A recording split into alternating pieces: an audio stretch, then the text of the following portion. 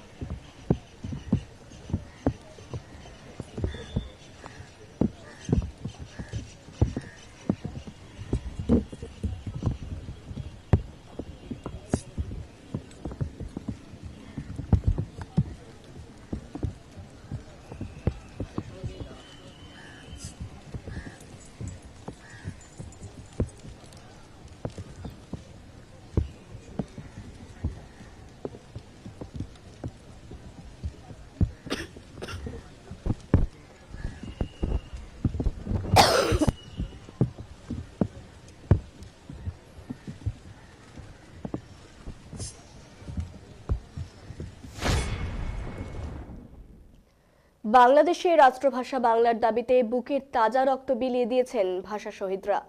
গোটা বিশ্বে এটা এক নজিরবিহীন ঘটনা। 1952 সালের 21শে ফেব্রুয়ারি ভাষার জন্য প্রাণ দিয়েছিলেন তারা।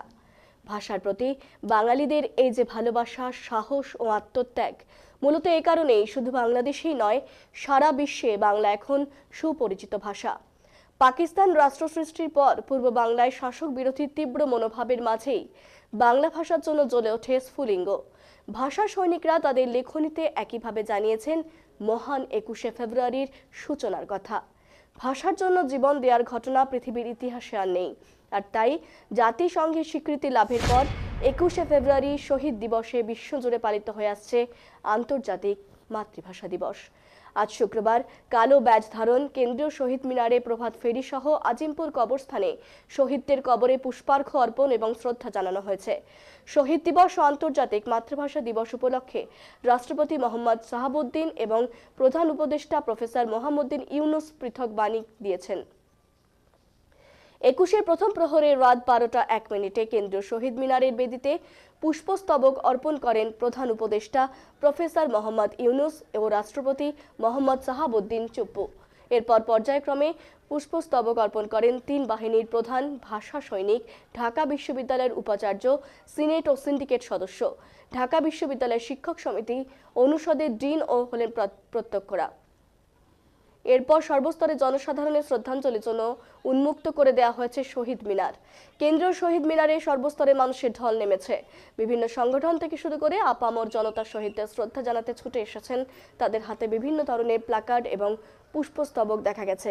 মানুষের ঢলে জনসমুদ্রে পরিণত হয়েছে কেন্দ্রীয় শহীদ মিনার এলাকা। ফুলে ফুলে ভরে উঠেছে কেন্দ্রীয় শহীদ মিনার প্রাঙ্গণ। ভাষা শহীদদের শ্রদ্ধা জানাতে ফুল হাতে বিদেশিরাও আসেন কেন্দ্রীয় শহীদ মিনারে।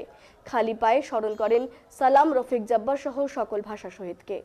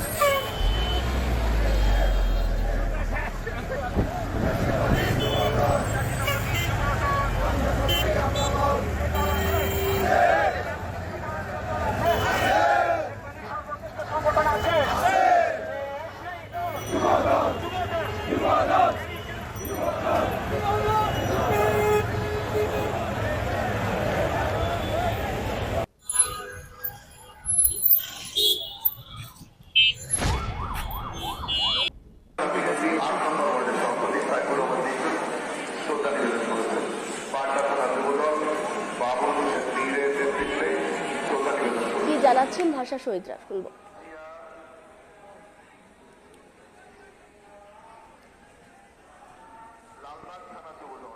আজকের এই আন্তর্জাতিক মাতৃভাষা দিবস উপলক্ষে ভাষার সৈনিকরা কি বক্তব্য জানাচ্ছেন, শুনবো বিস্তারিত।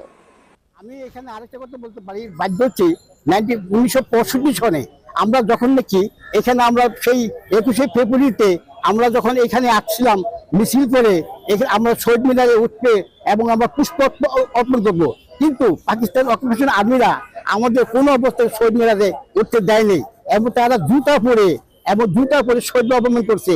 এবং যে হারে টিয়ার গ্যাস, এখনকার টিয়ার গ্যাস যেমন আছে ছোট ছোট, কিন্তু তখনকার টিয়ার গ্যাস চলেছে এক পর মতন, একটা ডানোর ডিব্বার মতন। ওই টিয়ার গ্যাসটা আমরা মাত্র তখন আমরা টিয়ার গ্যাসটা আমরা হাতে টেস্ট করতাম এবং টেস্ট করে আমরা পুলিশকে আবার নিক্ষেপ করতাম। আমি বলতে পারছি 1965 সনে যখন অসংখ্য শত টিয়ার গ্যাস এই শহীদ মিনারে মারা হলো, তখন এই শহীদ মিনারের পিছনে একটা নার্সিং কোয়ার্টার দেখতেছেন। এই নার্সিং কোয়ার্টার দুনিয়ার নার্সরা ভয়ে আতঙ্কিত চিৎকার হয়ে ওই শহীদ মিনারের ছাদে উঠে তারা চিৎকার শুরু করে দিল যে আমাদেরকে বাঁচাও বাঁচাও। আর আমরা কি করলাম, শহীদ নার্সের কোয়ার্টারের পিছন দিকে চলে গেলাম। সেখান থেকে চলে গিয়ে সেই টিয়ার গ্যাসগুলো আমরা যখন আমাদের নিক্ষেপ করলো, তখন ক্রিকেট খেলার মতো টিয়ার গ্যাসগুলো আমরা হাতে টেস্ট করে এবং সেটা তাদেরকে মারতাম। এইভাবে তারা আমরা প্রত্যক্ষভাবে আগ্রহ হয়েছি। এই ব্যাপারে আরেকটা কথা বলতে চাচ্ছি, আপনার 71-এর কথা। 25শে মার্চ যখন নাকি সেই ভয়াবহ কালো রাত্রে যখন নাকি অর্থনীতি হামলা চালালো বিভিন্ন হল পত্রিকাগুলোতে, তার সাথে সবচেয়ে তারা ক্ষিপ্ত ছিল এই শহীদ মিনারটি। এবং আপনার 71-এ 25শে মার্চ রাতে তারা ডিনামাইট মেরে এই শহীদ মিনারকে চূর্ণ বিচ্ছিন্ন করে দিয়েছিল, এর কোনো অস্তিত্বই ছিল না। এবং তার 2-3 দিন পর দেখতে পেলাম শহীদ মিনারে নামাজ পড়ার জন্য হচ্ছে এবং একটা মসজিদ নির্মাণ করার জন্য পাকিস্তানি আমরা চিন্তা ভাবনা করতেছে। যদি 9 মাসের ভিতরে যদি আমরা এদের স্বাধীনতা ভোগ না করতে পারতাম, এই শহীদ মিনার এখানে যে একটা মসজিদ এবং মসজিদ 100-100 বানাতো। কারণ তখনই ওই 71-এর 25শে মার্চে রাতে শহীদ মিনারকে ধ্বংস করে তারপরে এখানে নামাজ পড়া শুরু করে হয়ে গেছে। মানে শহীদ মিনারের কোনো অস্তিত্ব আছে বলে আমি মনে করি না এবং এটা করে নাই।